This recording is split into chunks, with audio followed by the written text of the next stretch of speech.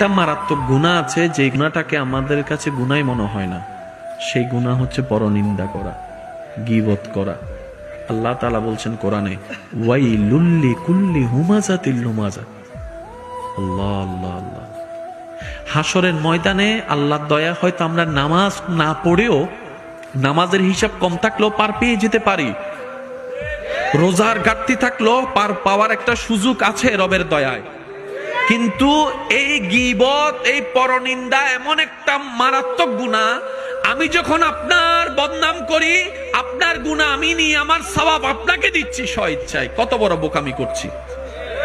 যেখানে 2টা টাকা হারায় গেলে আমাদের মাথা পাগল হয়ে যায়, বিকাশ থেকে নগদ থেকে টাকা চলে গেলে মাথা অস্থির হয়ে যায়, ব্যাংক থেকে টাকা চলে গেলে আমরা মামলার পর মামলা করি, সে জায়গায় সওয়াবগুলা দিয়ে দিচ্ছি অন্যকে এই গীবতের মতো কাজটা করে, যেটা শয়তানের কৌশল, কিন্তু আমরা মনে করছি সেটা আমাদের একটা আনন্দের বিষয়। সেজন্য বলা, কিছু কিছু জায়গায় আমাদেরকে একটু ব্রেক লাগাতে হবে যদি আমরা বাঁচতে চাই, যদি আমরা জান্নাত পেতে চাই। চিৎকার দিয়ে বলেন সুবহানাল্লাহ।